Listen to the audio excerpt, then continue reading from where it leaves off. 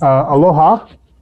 Welcome to the 40th Annual Hawaii International Film Festival presented by Halekulani, and our discussion for the film Charity, which is part of the Made in Hawaii film section. I want to thank the sponsors for this section, Film Hawaii, which is the Hawaii Film Office, and also the Nichols Family Film Fund. My name is Anderson Lay, and I'm the artistic director for the festival. At the time of this pre-recording, I'm zooming in from Los Angeles, so just want to give an Atlantic acknowledgement to the Tongva people. And also as HIF, is obviously based in Hawaii, I'm also going to give acknowledgement to the indigenous people of Hawaii, the Kanaka Maoli. So thank you again for joining us. Before we start, programming, I have some quick housekeeping bits. Programming updates for up-to-date information on additions to our program and the full schedule of films, events, HIF Talk story sessions, and Q&As. Visit our website at HIF.org. Audience award voting to participate in our Hawaii News Now Audience Award. Please head to hawaiinewsnow.com/HIF to cast your vote for your favorite narrative, documentary, and short film. Mahalo to Hawaii News Now for all their support. Okay, so without further ado, I'd like to introduce the charity team, Mitchell Viernes and Lopaka Kapanui. How are you guys doing? Great, aloha. Good afternoon, I think. Thank you. Yeah, we're glad to be. I'm glad that you guys can join us. So charity, it's very, very cool. Like I know you're collaborators on this film. Mitchell, this is your second film that's also at HIF this year with your role as director. And can you talk about the kind of like the inception, the idea behind the project? I mean, obviously this is very much with Lopaka's kind of his trade in the sense of being kind of like this storyteller of through Mysteries of Hawaii and just being kind of the keeper of all these stories about the supernatural and the mystical and mysterious about these tales from Hawaii. It's very much apropos. This is very much in a sense in your wheelhouse, Lopaka, with the kind of the story behind charity. But maybe Mitchell, you can chime in first on the kind of like how you got involved with the project. Yeah. So I'm very happy that I have such a great relationship and friendship with Lopaka. I had met him a few years back. I was actually on one of his ghost tours and loved it, obviously. But ever since then, we've just kept in touch, and he's been following my work, and he approached me about being interested, if I would be interested in maybe producing this story that he wrote into a short film. And I was obviously over the moon excited just to collaborate on something with him, and honored that he wanted to collaborate with me to bring this to a reality. So the story is completely Lopaka's. It was from Lopaka's inception, and when he and I met and started talking about what the film would look like, there were a few things that I thought we could add in terms of from a creative standpoint how he would approach it. But it's solely still his story at heart, and I was super excited just at the opportunity to even make a supernatural horror short, because it's a genre I haven't really even touched for several years, and a genre that I love a lot. So I was so excited just from the beginning to be a part of it.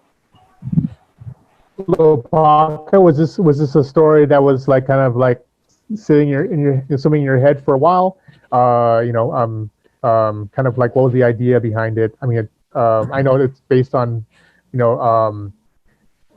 basically just in a sense Native Hawaiian legend, so to speak, or can you just talk about kind of the inception behind the story? Yeah, so for the past 5 years, toward Halloween, I write like 100 ghost stories. And this particular one that Mitch and I worked on was based on a character in one of those stories. And he doesn't have a name. He's called the Stranger. Mm-hmm. And basically his trait is that he's an assassin for hire, but he doesn't shoot people. He curses them. Yeah. And so, this just happened to be one of those stories, where he's dealing with the client. The story was simple enough that even with Mitch's suggestions about a couple of changes, it didn't hurt the story at all. And when I met Mitch on my tour that one night, and found out that he was a filmmaker, I really had a good instinct about him and a good feeling about him. And so I talked to my wife and said, hey, there's this story that maybe I want to present to Mitch and, maybe see how he feels about it. And so my wife also, had a good feeling about him too. And, that's basically how it started. So, I mean, basically, quickly, because this is not only this film is going to be online, and it's not only for, local audiences, but, we're having it available nationwide. So maybe just kind of quickly your background and what you do with, Mysteries of Hawaii, sorry. Okay. Well, I'm the owner of Mysteries of Hawaii. It used to be called Chicken Skin. It belonged to my late boss, Glenn Grant. And it just eventually morphed from, a tour of ghost stories to storytelling concerts or writing stories and various films. And today it's just become a monster, a thing that's just more than taking people to haunted places. Right. The only thing I was afraid of is that, this character in Charity, this assassin, he's not, John Wick. I mean, he's a lot older. He's world weary. His work is finally like taking a toll on him, and it shows on his physical appearance. Yeah. But what I like what Mitch said about the story, which I didn't think about, is, moral ambivalence. More ambivalence, yeah. I mean, because you're an assassin. I mean, it's like for hire. Yeah. I mean, moral ambiguity. Yeah, exactly. And so, depending on the circumstances, the guy might change his mind and decide, you know what, I'll kill the person who sent the contract. Right, exactly. I mean, it's really cool because it's you set it up it's almost like a pilot. It could be like a pilot for a series or something. You see shows that exist are now like Supernatural, right? It's been on for I don't know how many years, like I 15, 16 years, which is crazy, but it's like, yeah, or like the X-Files or something like that. This like, was this? This is a great kind of like template in the sense that the stranger, is he's a gun for hire essentially. But like this could be kind of like you have like a case of like basically a hit of the week every week in a sense. So, but yeah. So I mean, you had this framework for The Stranger. Did you always intend it to be this particular story, or do you have other stories using The Stranger as the template to kind of explore these different hits, and by using kind of like different kind of legends or like to basically execute these hits. Yeah. Actually, I've written a few Stranger stories that could actually be, like you said, a series or a web series. Yeah. But what it also is sort of just a small slice of life in Hawaii that people from the continent wouldn't think existed. And so it sort of shows that we're just more than hula dancers and luau and Magnum PI. Yep. Exactly. And so there's this underlying thing that no one quite knows about when they think about Hawaii. Absolutely. For Mitchell, I mean, so you come on board and you collaborate with Lopaka and stuff like that. What was your intent when it comes to the tone, the feel of the short? Even casting the right people, casting the right actors for it. I mean, you have Lopaka as the stranger, but you also have. I mean, it's really hard to find especially this is a very dark story. I mean, it's basically Lopaka, holding a gun at like these two and this young family. There's the kid right there. Like, how did you find the cast to the right cast, and then what was your director's intent in the tone and feel of the film? Well, Lopaka talked about it a little bit, but something that really drew me to the story was definitely the moral ambiguity of the character of the stranger and how, it does start out in this very dark, dire way. And then you kind of don't know how to feel about him towards the end. It's like he does something, I mean, he is an assassin, but he's doing it for a good cause. Like you don't really know how to feel about him. Right. And that's what I loved completely. But when we did the casting, it's interesting because Lopaka being as humble as he is, he's no stranger to the screen. He's acted in other things before, but he insisted on us doing auditions for The Stranger. So we did hold auditions for a lot of other things, for a lot of other local actors. And at the end, for your character, Lopaka, you actually insisted on doing, open call for other actors for The Stranger. Okay, interesting. Yeah, and after it all, we went through all of it. I kept telling Lopaka, I was like, I can't picture this story being told without you as the stranger.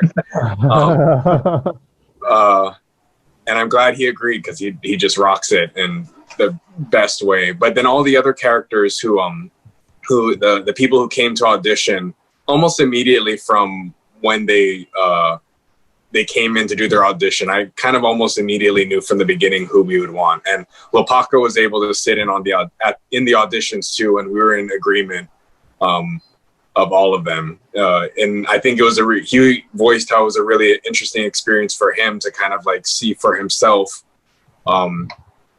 physically who the characters would look like from the story that he conceived in his head. How about you also had like some really great special effects that were very, very effective. What was the kind of like planning behind that? I mean, for how how it looked, and what did you? I mean, Lopaka, I know you as the kind of like originator of the story. Did you work with Mitchell on kind of how you wanted the special effect to be, when that does happen, and what was the process of that? Did you storyboard it? Did you do animatics? What was the process? All that stuff basically. I left all of that up to Mitch, because it's not my realm, and I trusted him, and I still trust him 100%. So the special effect, with the pulling the hair out of the mouth and the jaw breaking, I had no idea that was going to happen. Oh, okay. So Mitch, you were the one who, this is how I'm going to do it. So, well, he in the original script, when he describes how the curse takes its toll on its victim, it was a pretty general description of how it affected the victim, but there weren't any super specific descriptions of how it looked. So that was kind of interesting to try and approach that in my head, think how what would be the most visceral way we could show this taking place. And so I ran the idea by Lopaka, just vaguely, like, what if we saw this, and this is how it like comes out of the tea leaves, and what if it does this to the people? And he, like he said, he trusted me completely, and I was very grateful to have the artistic freedom to portray it how I saw it in my head as I read the story. Yeah, which is great. It was very effective. It was just like to the point and quick, and wasn't too flashy, but it was very creepy. So in that sense, so was that like, how did you work on it from a director's point of view? I mean, because I know you've worked with VFX before. What is your planning process when you want to identify those particular shots that you need to have VFX in? Yeah, I went through a heavy process of it was a lot of storyboarding, a lot of sketching out, making like basically a diagram of if this is the effect I want to happen, how would we be able to achieve that technically. And I'm also as much as I work with VFX, I'm a huge fan of whenever I get to see practical effects being utilized in film. So I was trying to think as much as possible, how would we be able to incorporate physical elements into that? So figuring out a way for her to pull this mangled thing of hair and gunk out was tricky. And it was just a matter of shooting it a certain way and piecing it together in a way that it seemed like it was a huge thing being pulled out. But Bretlin Corralius, who plays that character in the film, she was gung-ho for it. She was ready to get as messy as she had to really sell the effect. So I was grateful for that. She threw herself into it. Yeah. She scared me. She was intense. Was it pretty much like a very happy-go-lucky set, or was it pretty keep the tone really creepy? I mean, some directors want to make it like I mean, because it is a dark, scary story. I mean, was it like was it like very happy-go-lucky in a sense, and then when you said action, then everything sets into place when you're keeping the creepiness and the intensity, or was it how was it overall with the general production?